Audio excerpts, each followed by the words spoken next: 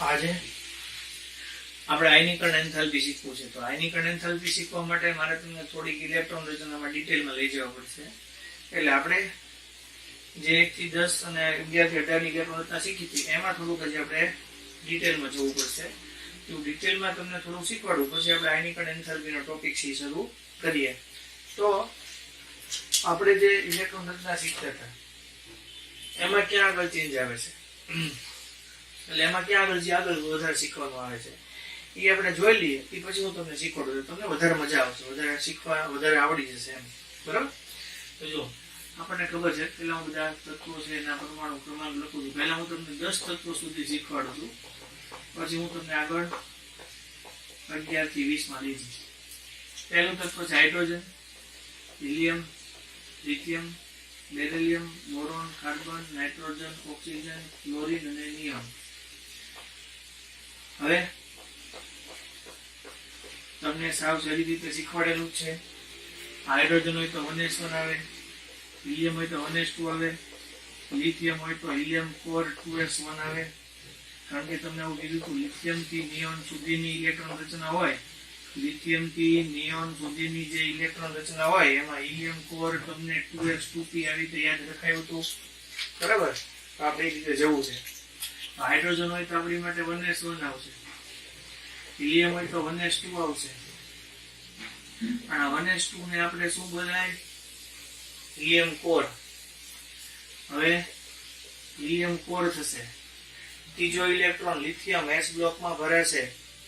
s બ્લોકમાં ભરાશે એટલે શું આવશે? Helium core 2s1. બેરિલિયમ માટે શું આવશે? Helium core 2s2. હવે s બ્લોક ભરાઈ ગયો એટલે p બ્લોકમાં ઇલેક્ટ્રોન આવશે 2p1. એવી રીતે અહીંયા હિલિયમ કોર 2s2 પછી 2p2 થાય. કારણ કે તમને આવું શીખવાડ્યું હતું કે s હોય તો એની અંદર 2 ઇલેક્ટ્રોન ભરાય, p હોય તો એમાં 6 ભરાય, d હોય તો એમાં 10 ઇલેક્ટ્રોન આવે અને f હોય તો એની અંદર કેટલા ઇલેક્ટ્રોન આવે? 14 ઇલેક્ટ્રોન આવે. અહીંયા આપણા માટે આવશે હિલિયમ કોર 2s2 અને 2p3. આ હિલિયમ કોર આપણી માટે આવશે 2s2 અને 2p4. આ હિલિયમ કોર આપણા માટે આવશે 2s2 2p5 અને અહીંયા આવશે હિલિયમ કોર 2s2 2p6. તો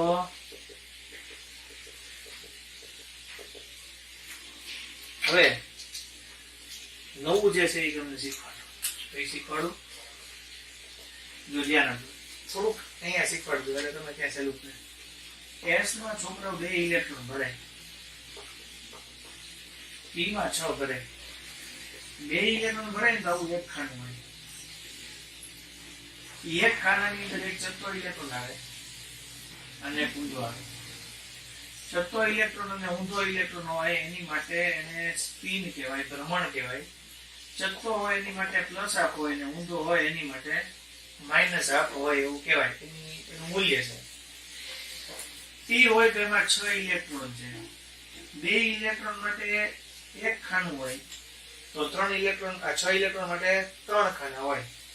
પણ આ એક ખાનું હોય એનું કઈ નામ નથી હોતું, પણ 3 ખાના હોય એનું નામ હોય. પહેલું હોય એને px કહેવાય, બીજું હોય એને py કહેવાય, ત્રીજું હોય એને pz કહેવાય. સમજાણું? તો આપણે અહીંયા સુધી આવશે તેમાં px અને py ને એવું આવશે. d હોય તો એની અંદર d ના 5 નામ પડે. તો d હોય એની અંદર આપણે જોઈએ તો d માં ટોટલ 10 ઇલેક્ટ્રોન આવે. તો એમાં 1 2 3 અને 4 ટોટલ 5 ખાના થઈ ગયા. તો એમાંય નામ આવે dz2, dx2 - y2, dxy, dyz અને dzx. આવા નામ આવે. આપણે અત્યારે p સુધીનું કામ છે. તો કઈ રીતે આવે? તો p માં 6 ઇલેક્ટ્રોન હોય તો પહેલા એવું થાય કે પહેલા આમાં 1 ગોઠવાય, પછી આમાં 1 ગોઠવાય, પછી આમાં 1 ગોઠવાય. પછી ઈ બધા ઇલેક્ટ્રોન છે એ આમાં યુગ્મિત થઈ જાય. એવી રીતે d હોય તો પેલા 1 અહીંયા, 2 અહીંયા, 3 અહીંયા, 4 અહીંયા, 5 જ્યાં સુધી ઈ અયુગ્મિત ન ગોઠવાય ત્યાં સુધી ઈ યુગ્મિત થાય નહીં, પછી જ યુગ્મિત થાય. આવું આવડું છે. f ની અંદર 14 ઇલેક્ટ્રોન કેટલા ખાના હોય? 7. તો 7 ઈ f છે કક્ષક છે પણ અદિશ છે, એટલે જેનું મૂલ્ય હોય પણ દિશા હોય નહીં એવું કહેવાય. પણ એની સાથે સાથના નામ હોય fxyz, fx square minus y square minus z square minus x square, fxy, fyz, zx થઈ ગયા હતા. પણ એ આપણે આટલું બધું ડિટેલમાં જવાનું આવતું નથી. હવે મારે તમને આ રીતે ઇલેક્ટ્રોન રચના શીખવાડવી છે. તો આપણે જોઈએ કે આપણી માટે એક ખાનું એટલે અહીંયા s1 આવશે, આ બે એટલે આવી રીતે આવે, આ 1s1 થાય ને આ 1s2 થાય. હવે હું અહીંયા લખીશ હિલિયમ 4, પણ મારે લખવું હોય તો આમ 2s1 લખાય એટલે 2s1 થાય. આ હિલિયમ 4 આવે, 2s2 છે તો એ આપણી માટે 2s2 આવી રીતે ભેગી થાય, હા કે ના? પછી હિલિયમ 4 2s2 આવે, પણ હવે 2p ની અંદર ઇલેક્ટ્રોન ભરાય તો એ પેલા px માં એક ભરાય કે ન ભરાય? બરાબર છે. તો એની ઇલેક્ટ્રોન રચના આવી રીતે થાય, હિલિયમ 4 2s2 2px1, પણ ત્યારે 2py અને 2pz બંને 0 હોય એટલે મેં લખ્યા નથી. એવી રીતે અહીંયા આપણે જોઈએ તો હિલિયમ 4 આપણી માટે 2s2 આવે, પછી 2p માં બે ઇલેક્ટ્રોન આવ્યા તો પેલો અહીંયા આવે બીજો અહીંયા આવે, 2px1 અને 2py1. તો મારે આને ઇલેક્ટ્રોન રચના સ્વરૂપે લખવું હોય તો આમ લખાય, હિલિયમ 4 2s2 2px1 ને 2py1, હિલિયમ 4 2s2 આ 2p3, આ હિલિયમ 4 2s2 2px1 2py1 અને 2pz1, હિલિયમ 4 2s2 આ 2p4 થાય, helium 4 2s2 2px2 2py1 2pz1 આવી રીતે થાય. હિલિયમ 4 2s2 આવી રીતે ગોઠવાય તો helium 4 2s2 2px2 2py2 2pz1, અને છેલ્લું હોય ત્યારે હિલિયમ 4 2s2 1 2 3 4 5 6. જો આને તમે ખાનામાં લખી શકો, પણ મેં ખાનામાં નથી લખ્યા કારણ કે ખાના વધી જાય પછી. બરાબર? તમને ખબર છે કે નથી લખવું, બાકી લખી શકાય ખરા. અહીંયા 2px2 2py2 અને 2pz2 થાય. તો આવી રીતની ઇલેક્ટ્રોન રચના આવે. એવી ઇલેક્ટ્રોન રચના આપણે આયનીકરણ એન્થાલ્પીની જરૂર પડશે એટલે મેં લખી છે. આમાં સ્થાયી ઇલેક્ટ્રોન રચનાઓ જે હોય, સ્થાયી ઇલેક્ટ્રોન રચનાઓ જે હોય એ હિલિયમ કહેવાય. પછી જેની અંદર અર્ધપૂર્ણ કક્ષક હોય, અર્ધપૂર્ણ કક્ષક હોય એટલે ખાનામાં ઇલેક્ટ્રોન અડધા ભરાઈ ગયા હોય, એને પણ સ્થાયી કહેવાય. એટલે એના મૂલ્યમાં ફેરફાર આવશે એટલે આપણે એ લખ્યું છે. બરાબર? આખી ભરાઈ ગઈ છે એટલે એનું મૂલ્ય વધારે હશે. સમજાણું? એટલે આપણે એ શીખવાનું થશે. એટલે મારે તમને એ શીખવાડવાનું છે. બરાબર? આ હિલિયમ છે, આ નાઇટ્રોજન છે, આ નિયોન છે, આમાં હાવ ભરાઈ ગઈ છે, આ અર્ધપૂર્ણ છે અને આ આખી પૂર્ણ ભરાઈ ગયેલી છે. તો એ રીતે આપણે આયનીકરણ એન્થાલ્પીમાં ભણવાનું છે એટલે આપણે લખ્યું છે. બરાબર? હવે હું તમને 11 થી 18 માં શીખવાડી દઉં એકવાર, પછી આપણે આયનીકરણ એન્થાલ્પીનો ટોપિક છે એ શરૂ કરીએ. બરાબર? આ તમને આવડી ગયું એટલે એ તમને આવડી જ જશે, પણ છતાંય હું એક એટલા માટે જ કહું કે આમાં જો થોડીક કઈ ખબર ન પડી તો ઓલામાં સંપૂર્ણ ખબર પડી છે. આ sodium, magnesium, aluminium, silicon, phosphorus, sulphur, chlorine અને ઝિંક, ક્લોરીન અને આર્ગોન. આ તમને આમાં શીખવાડ્યું હતું કે નિયોન કોર શું યાદ રાખવાનું? 3s3p. નિયોન કોર શું યાદ રાખશું આપણે? 3s3p એવું યાદ રાખશું. અહીંયા નિયોન કોર સૌથી પહેલા આવે 3s1. તમે આગળ તગડો એટલે ત્રીજું આવર્ત, આગળ બગડો એટલે બીજું આવર્ત. બરાબર ને? અને અહીંયા આવશે નિયોન કોર 3s2. અહીંયા આવશે નિયોન કોર 3s2 3p1. અહીંયા આવશે નિયોન કોર 3s2 3p2. અહીંયા આવશે નિયોન કોર 3s2 3p3. અહીંયા આવશે નિયોન કોર 3s2 3p4. અહીંયા આવશે નિયોન કોર 3s2 3p5. અહીંયા જોશું આપણે નિયોન કોર 3s2 3p6. આ રીતે હોય. તમને ખબર જ છે કે આ નિયોન કોર લખ્યું છે તો 3s1 માં આવી રીતે એક ઇલેક્ટ્રોન આવે. આ નિયોન કોર લખ્યું છે તો આપણી માટે એમાં 2 ઇલેક્ટ્રોન આવે. બરાબર. થોડુંક હજી આગળ શીખવાડી દઉં તો તમને હજી વધારે મજા આવે કે આ s બ્લોક હોય. બરાબર. તો આપણે એવું તમને કીધું હતું કે n આવે, l આવે, m આવે, s આવે. આ ક્વોન્ટમ આંક હોય. આપણે એને અલગથી એક આખા બે પીરિયડ છે ક્વોન્ટમ આંકમાં જશે. આ તો તમને થોડુંક ભણાવું ત્યારે વધારે ખબર પડે એટલે તમને સમજાવું. આપણે કીધું હતું 3D માં 5 લખેલું હોય, આ 3 છે એ n છે, l છે એ d છે. ખાના હોય એની નીચે જે આંકડા લખ્યા હોય, ધારો કે s હોય તો 0 આવે, p હોય, d હોય,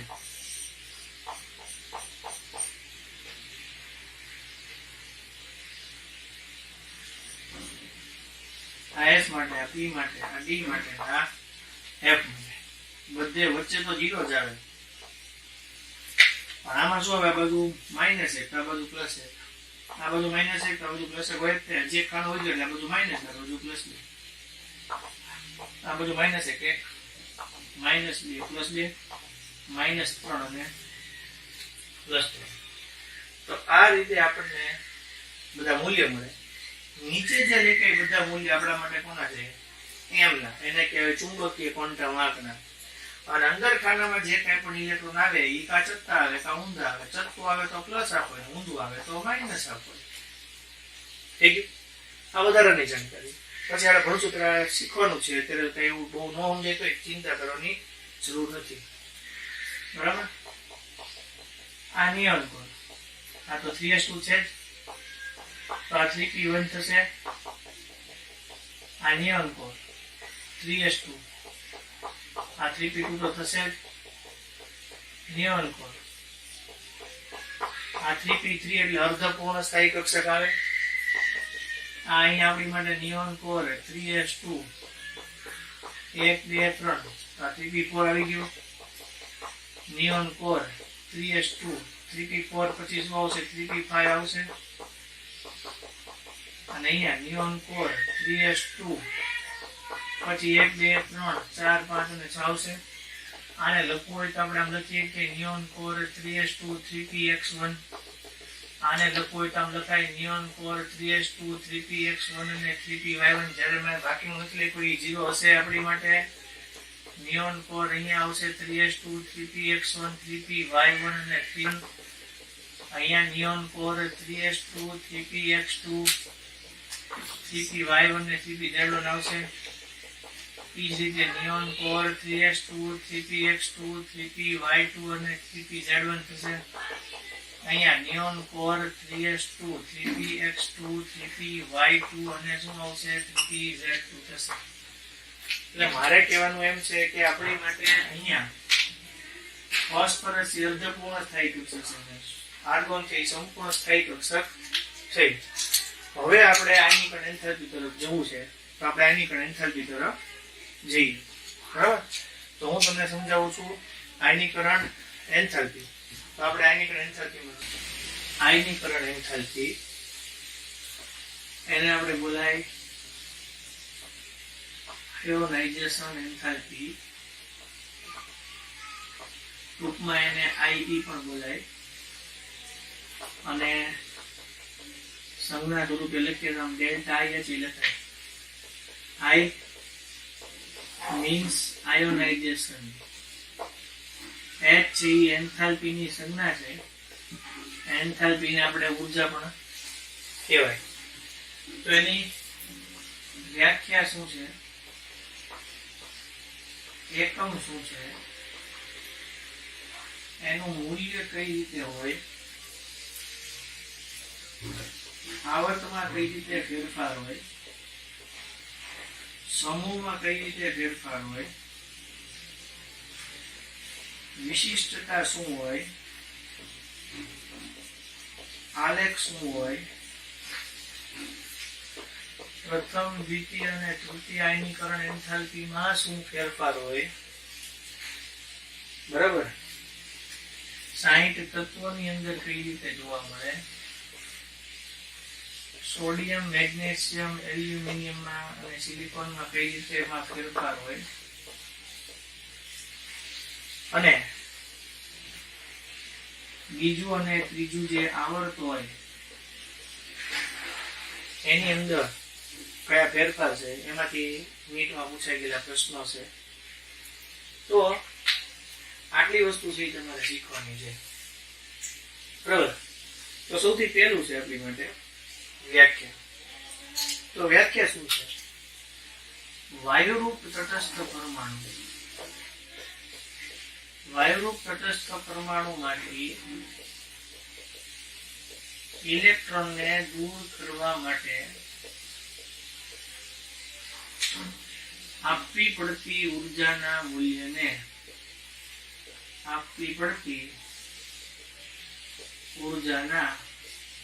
મૂલ્યને આયનીકરણ એન્થાલ્પી કહે છે. એટલે તમારે શું કરવું પડે કે તમારી પાસે જે તત્વ છે એને તમારે પહેલા સોલિડ માંથી લિક્વિડ બનાવવું પડે, લિક્વિડ માંથી ગેસ બનાવવું પડે અને જ્યારે ગેસ બને પછી ઇલેક્ટ્રોન છેલ્લેથી મુક્ત કરે. આપણે પેલા રસ્તા પરની જે સ્ટ્રીટ લાઇટો હોય, અત્યારે જે સ્ટ્રીટ લાઇટો છે એની પેલા પીળી સ્ટ્રીટ લાઇટો હતી, અત્યારે હેલોજન હોય.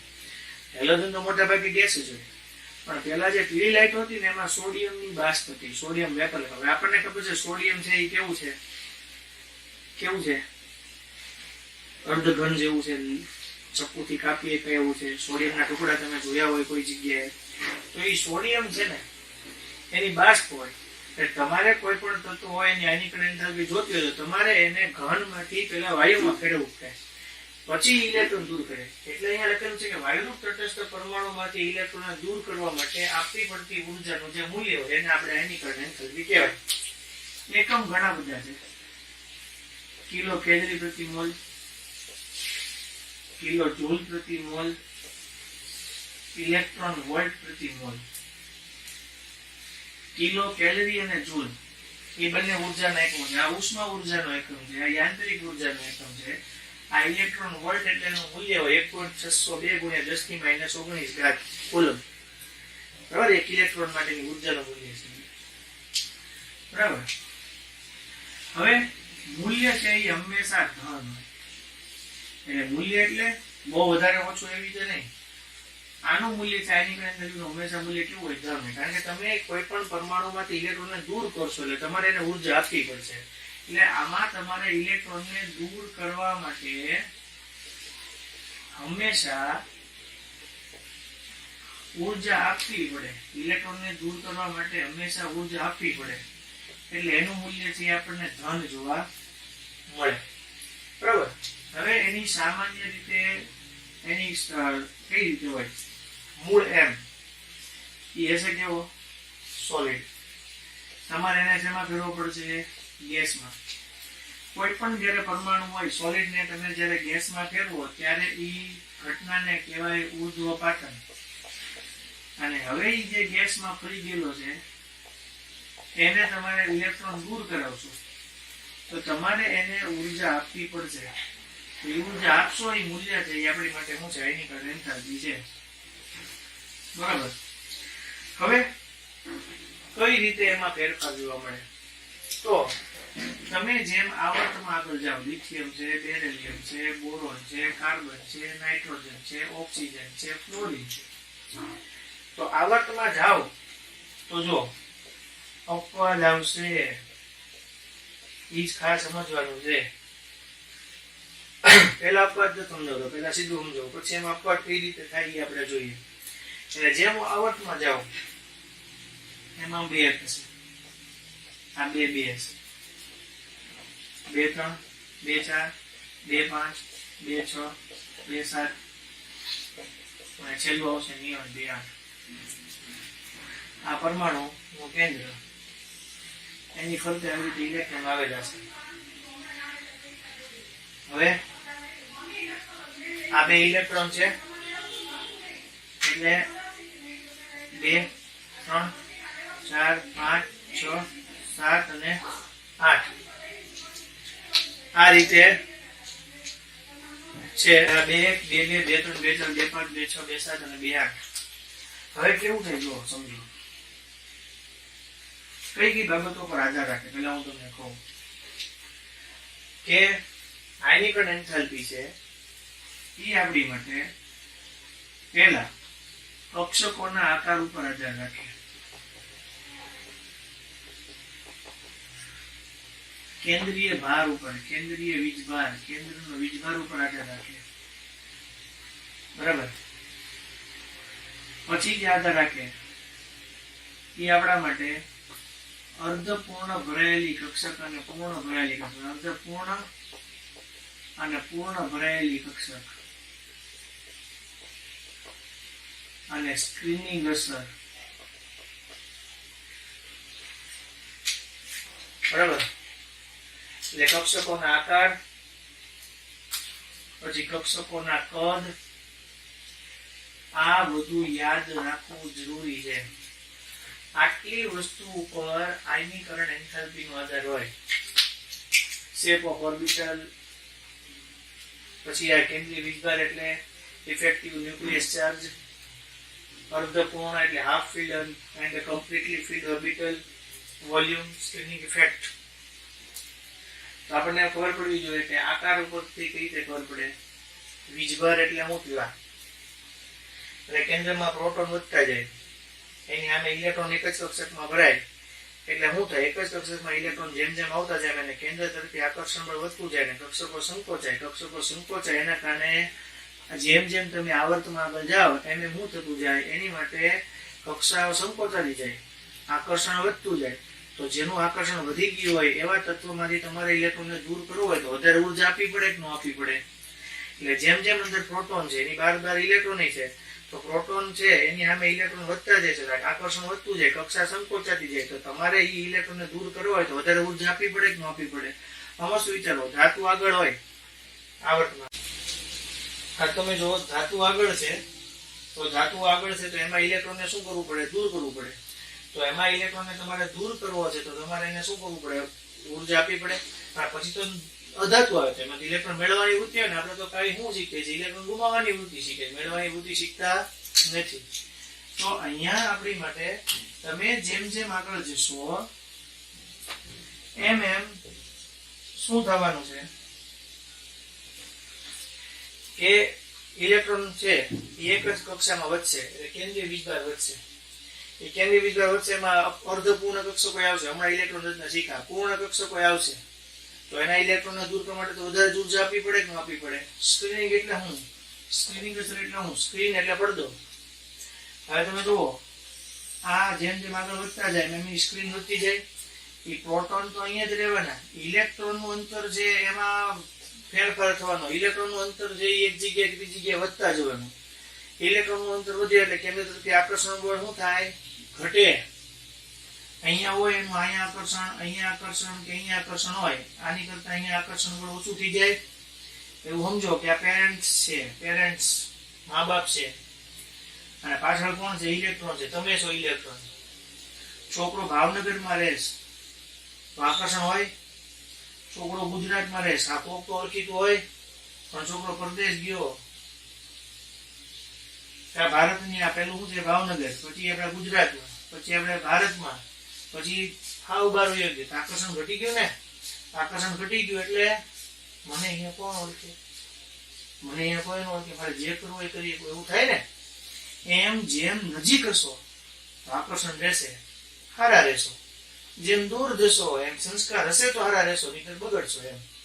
એમ જેમ આ ઇલેક્ટ્રોન દૂર જશે એમ આકર્ષણ બળ ઘટશે. એટલે એવા ઇલેક્ટ્રોનને દૂર કરવા માટે ઉર્જા કેવી આપવી પડશે? ઓછી આપવી પડશે. જેમ સ્ક્રીનિંગ અસર વધે તો ઉર્જા ઘટે. એકબીજાના વ્યસ્ત પ્રમાણમાં સ્ક્રીનિંગ અસર વધે, આકર્ષણ વાળા પડદાઓ વધતા જાય, આકર્ષણ ઘટતું જાય, બરાબર છે. જેમ સ્ક્રીનિંગ અસર વધે તેમ એવા ઇલેક્ટ્રોનને દૂર કરવા માટે ઉર્જા કેવી આપવી પડે? ઓછી આપવી પડે. હવે lithium, beryllium, boron, carbon, nitrogen, oxygen, chlorine ને હું તમને ડિટેલમાં સમજાવું છે તો હું તમને એમાં આવર્તમાં સમજાવતો જાઉં છું, સમૂહમાં સમજાવતો જાઉં છું. 1 થી 60 તત્વોની જે ઇલેક્ટ્રોન રચના હોય એમાંથી કઈ રીતે ગોઠવાયેલું હોય એ તમને કહેતો જાઉં છું, એટલે આપણે જોતા જઈએ, બરાબર. તો પેલા આટલું ક્લિયર થઈ ગયું. પછી આપણે નવા બોર્ડ ઉપર આ ભૂસીને એકલું આવર્ત સમજીએ. પેલા બીજું ત્રીજું આવર્ત છે એ સમજાવું. એકલું સમૂહ સમજીએ, 1 થી 60 તત્વો એકલા સમજીએ, પછી 2 ઉદાહરણો છે અલગ અલગ ઈ જોઈએ, પછી સોડિયમ અને સિલિકોન ઉદ્દીની અંદર કઈ રીતે ફેરફાર આવે ઈ જોઈએ આપણે. ઓકે, તો પહેલા આટલું ક્લિયર થઈ ગયું. શું આયનીકરણ એન્થાલ્પી એટલે શું? વાયુ તટસ્થ પરમાણુ છે એને ઇલેક્ટ્રોન દૂર કરવો છે ત્યારે ઉર્જા આપવી પડે, તો એ ઉર્જા આપવી પડે મૂલ્ય આયનીકરણ એન્થાલ્પી છે. આયોનાઇઝેશન એન્થાલ્પી, આઈ આયોનાઇઝેશન નો, એચ એન્થાલ્પી એટલે ઉર્જાનો એકમ આટલા છે. હંમેશા એનું મૂલ્ય ધન જ હોય. ઇલેક્ટ્રોન ગુમાવવો હોય, ઉર્જા આપવી પડે. જેમ આવર્તમાં આગળ આવશો, કઈ કઈ વસ્તુ પર આધાર રાખે? કક્ષકોનો આકાર, કેન્દ્રીય વીજભાર, અર્ધપૂર્ણ કે પૂર્ણ ભરેલી કક્ષકો, સ્ક્રીનિંગ અસર અને કદ. હવે એનાથી આપણે આગળ જો પેલા આયનીકરણ એન્થાલ્પી છે શું છે સમજાવી દઉં તમને. મારે આવર્તમાં છે જોવું છે અને સમૂહમાં જોવું છે. પછી મારે ઉદાહરણ આપીને તમને સમજાવવું છે. પછી પાછું આપણે નેક્સ્ટ હજી થોડુંક આગળ જોઈશું. હંમેશા કેવું હોય, જો આવું એક્ઝામમાં પૂછાય છે, પ્રથમ આયનીકરણ એન્થાલ્પી, દ્વિતીય આયનીકરણ એન્થાલ્પી, તૃતીય આયનીકરણ એન્થાલ્પી. એક ઇલેક્ટ્રોન દૂર કરવો કોઈમાંથી એટલે પ્રથમ. બરાબર, અલગ અલગ તત્વોની ઇલેક્ટ્રોન રચના આપી હોય અને આપણને કહે કે એમાંથી ઇલેક્ટ્રોન દૂર કરવો છે, એના પરથી આપણે એની પ્રથમ આયનીકરણ એન્થાલ્પી કે દ્વિતીય આયનીકરણ એન્થાલ્પી જોવી છે. તો હંમેશા કેવું હોય કે ઇલેક્ટ્રોન હોય S, P, D અને F કક્ષકમાં હોય. તો સૌથી પહેલું S માંથી ઇલેક્ટ્રોનને દૂર કરવો સહેલો. પછી P ની અંદર ઇલેક્ટ્રોન રચના જોવી પડે કે અર્ધપૂર્ણ હોય તો એમાંથી દૂર કરવો સહેલો, કે પૂર્ણ ભરાયેલું હોય એમાંથી દૂર કરવો સહેલો. એટલે D માં અર્ધપૂર્ણ હોય કે પૂર્ણ ભરાયેલું હોય એમાંથી દૂર કરવો સહેલો. S આખી ભરાઈ ગઈ હોય ને P માં હજી પહેલો ઇલેક્ટ્રોન જ હોય તો એને દૂર કરવો સહેલો થઈ જાય. આપણે એવું બધું સમજવું પડે. એટલે મારે તમને એમાંથી MCQ શીખવાડવું, એ પરથી તમને વધારે આઈડિયા આવે, એના પરથી તમને વધારે ખબર પડે. તો પ્રથમ આયનીકરણ એન્થાલ્પી એટલે એક ઇલેક્ટ્રોન દૂર કરવો. હવે હું એક ઉદાહરણ આપું તમને કે આ નિયોન કોર 3s1 છે, આ નિયોન કોર 3s2 છે. બરાબર, તો હું તમને પેલા આ સમજાવું. પ્રથમ આયનીકરણ એન્થાલ્પી મારે બેયમાંથી, આ તમારા માટે જે તત્વ છે એ સોડિયમ છે, આ તમારા માટે જે તત્વ છે એ મેગ્નેશિયમ છે. બરાબર, એક તત્વ તમારા માટે સોડિયમ છે, બીજું તત્વ તમારા માટે શું છે? મેગ્નેશિયમ છે. તો મારે આમાંથી એક ઇલેક્ટ્રોન જ કાઢવો છે, આમાંથી એક ઇલેક્ટ્રોન. તો તમે સમજ્યા છો કે આમાં એક આવે, આમાં S માં 2 ઇલેક્ટ્રોન છે, 2 ભરાઈ ગયા. તો તમે જોઈ શકો છો કે આ એક ઇલેક્ટ્રોન જ છે ને, તો કાઢવો સહેલો પડે. તો આની માટે મારે જો આની પ્રથમ આયનીકરણ એન્થાલ્પી લખવી હોય તો સોડિયમ માંથી ઇલેક્ટ્રોનને દૂર કરવો સહેલો છે, પણ મેગ્નેશિયમમાં 2 ઇલેક્ટ્રોન આવી ગયા છે એટલે 2 નું આકર્ષણ હલકું થઈ ગયું, એટલે એમાંથી ઇલેક્ટ્રોનને દૂર કરવો કેવો થાય? અઘરો થાય. પણ હવે આમાં કેવું છે, 11 પ્રોટોન હશે, 11 ઇલેક્ટ્રોન હશે, આમાં 12 પ્રોટોન હશે, એની સામે 12 ઇલેક્ટ્રોન હશે. હવે તમે આમાંથી એક ઇલેક્ટ્રોન કાઢી નાખ્યો એટલે 10 થઈ ગયા, આમાંથી એક ઇલેક્ટ્રોન કાઢી નાખ્યો એટલે 11 થઈ ગયા. હવે હું દ્વિતીય આયનીકરણ એન્થાલ્પી, દ્વિતીય આયનીકરણ એન્થાલ્પી એટલે બીજો ઇલેક્ટ્રોન દૂર કરવો. તો પહેલા શું હતું? 11 પ્રોટોનની 11 ઇલેક્ટ્રોન હતા, 12 પ્રોટોનની સામે 11 ઇલેક્ટ્રોન છે. હવે જો તમે 10 ઇલેક્ટ્રોન થઈ ગયા, આ વયું ગયું. હવે હું તમને સમજાવું છું, દ્વિતીય સમજાવું છું. આમાંથી એક વયો ગયો. હવે કોને વધારે ઉર્જા આપવી પડે? આ નિષ્ક્રિય તત્વ જેવું થઈ ગયું અને આમાં એક ઇલેક્ટ્રોન આવી ગયું. તો હવે તમે કોને વધારે ઉર્જા આપશો? એને વધારે આપશો. કોના કરતા? Mg કરતા. પણ કઈ એન્થાલ્પીમાં?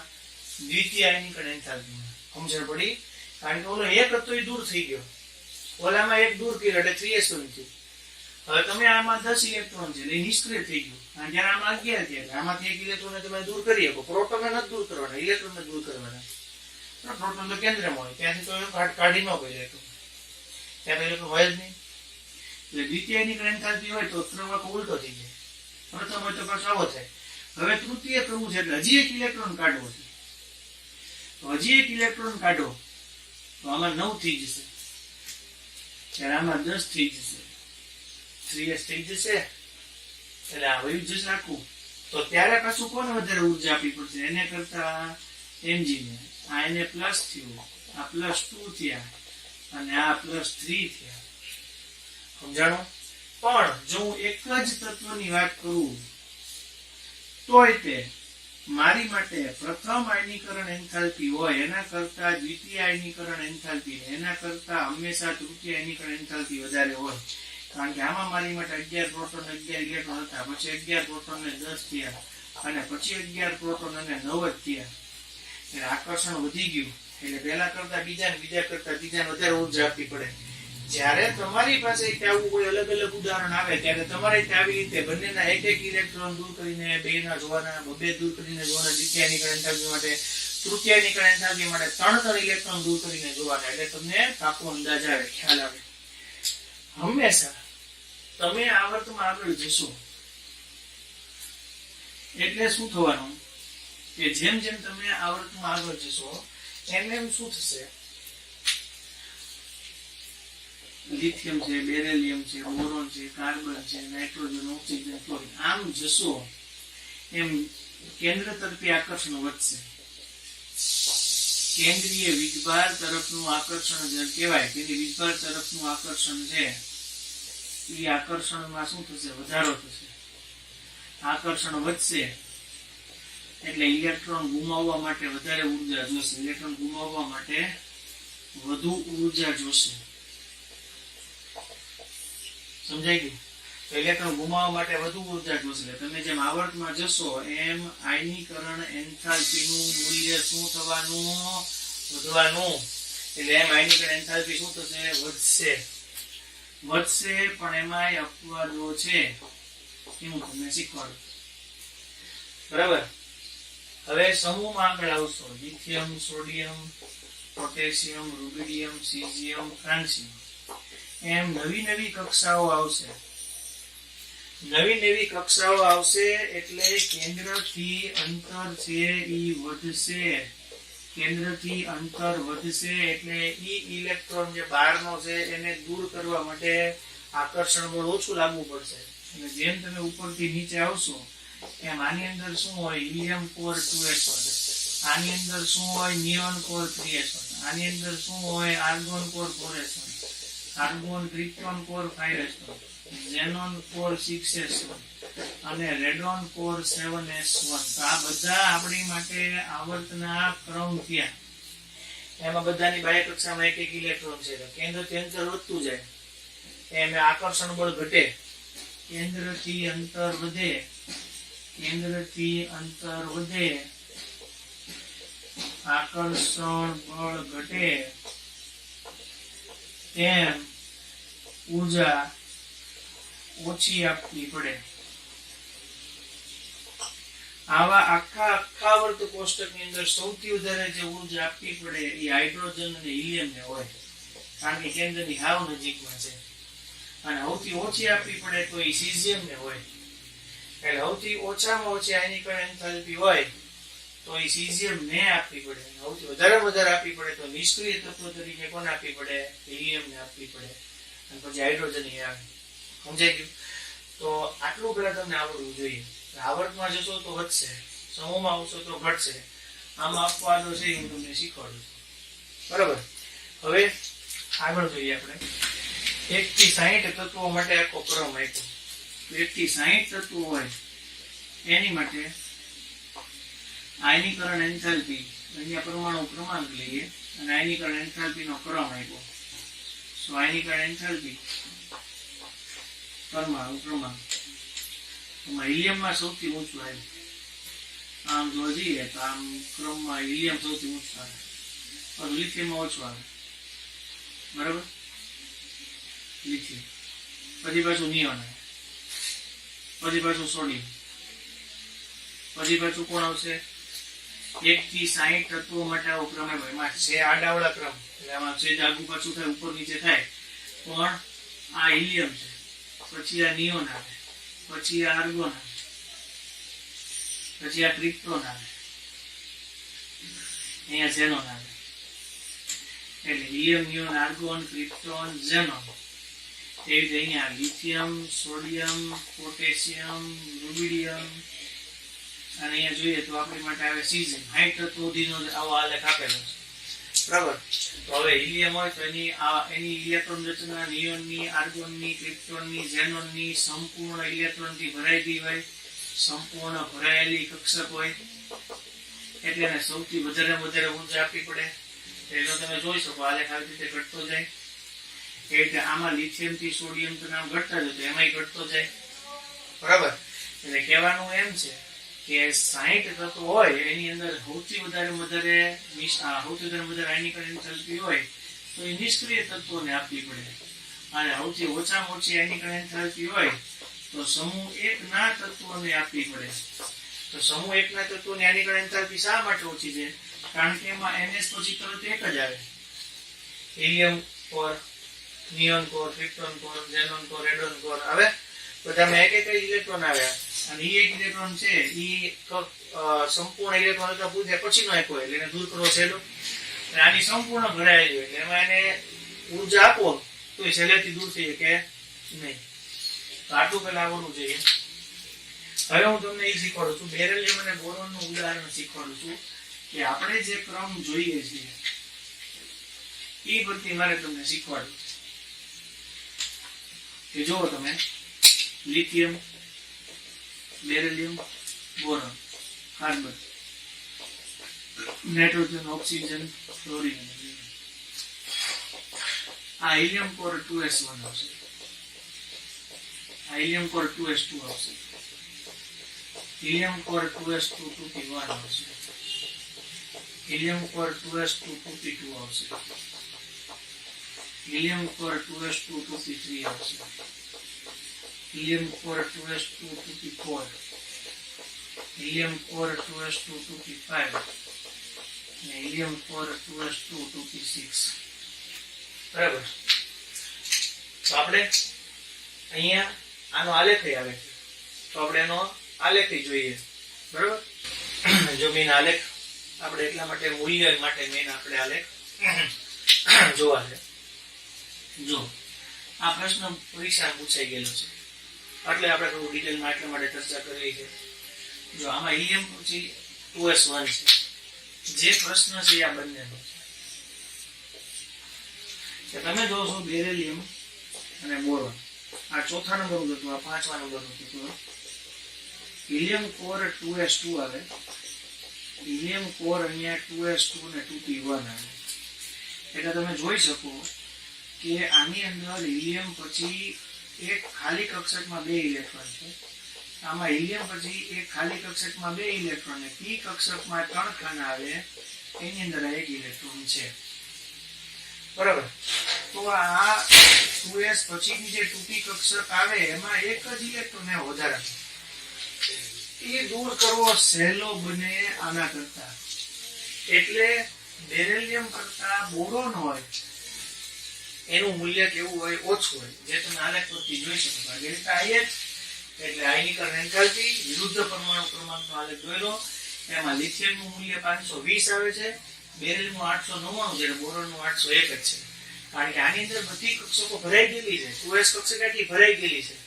તેમાં 2s ભરાઈ ગયા પછીનો એક ઇલેક્ટ્રોન છે, પછીનો ઇલેક્ટ્રોન દૂર કરવો કેવો થાય? સહેલો પડે, એટલે આ મૂલ્ય આવે. એવું જ પછી આપણે નાઇટ્રોજન અને શેમાં જોવા મળે છે? ઓક્સિજનમાં. તો આપણે એ પણ જોઈએ, નાઇટ્રોજન ને ઓક્સિજન છે એ જોવું છે.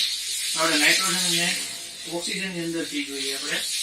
તો જો નાઇટ્રોજન અને ઓક્સિજન માટે, nitrogen oxygen 7 8, helium core 2s2 2p3, helium core 2s2 2p4.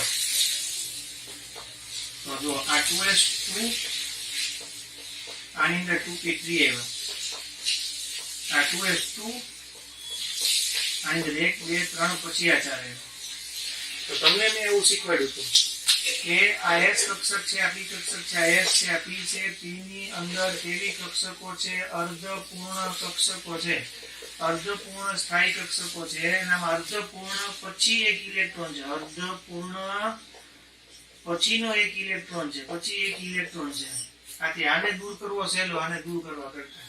એટલે આને કેવી ઉર્જા આપવી પડે? ઓછી આપવી પડે. એના કરતા આને કેવી આપવી પડે? વધુ આપવી પડે.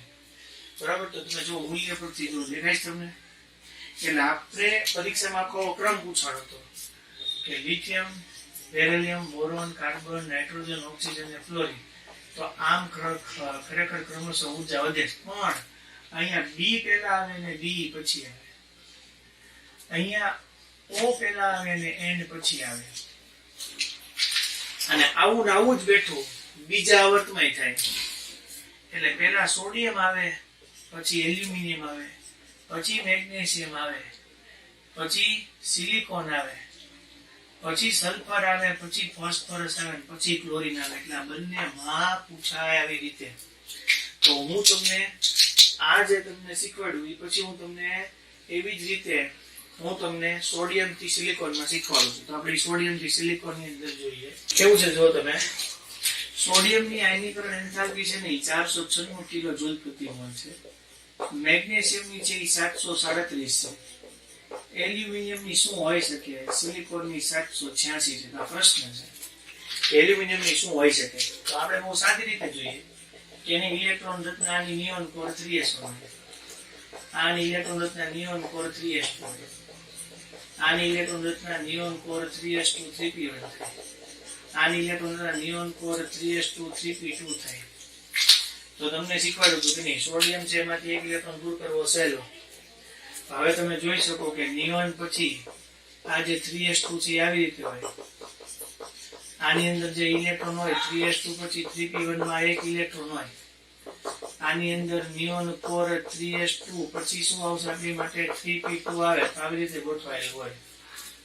તો આ જે મેગ્નેશિયમ છે એનો ઇલેક્ટ્રોન છે તમે શું કરી શકો? સહેલાઈથી દૂર ન કરી શકો જેટલું એલ્યુમિનિયમ દૂર કરી શકો. એટલે એલ્યુમિનિયમની ઉર્જા છે એ મેગ્નેશિયમ કરતા કેવી હોય? ઓછી હોય. અને એનું મૂલ્ય છે 575. એટલે પહેલા સોડિયમ આવે, પછી એલ્યુમિનિયમ આવે, પછી મેગ્નેશિયમ આવે, પછી સિલિકોન આવે, પછી સલ્ફર આવે, પછી ફોસ્ફરસ. કેમ સલ્ફર ને ફોસ્ફરસ એમ થાય? કારણ કે ફોસ્ફરસ ની અંદર તે 3p3 થાય. એવી રીતે સલ્ફર હોય એની અંદર 3s2 3p4 થાય. એટલે આમાં 3p ની અંદર કેટલા ઇલેક્ટ્રોન? 3. આની અંદર 3p ની અંદર કેટલા ઇલેક્ટ્રોન? 4. સમજાણું? એટલે અર્ધપૂર્ણ કક્ષક થઈ. એટલે આની ઉર્જા આપવા માટે વધારે ઉર્જા જોઈએ.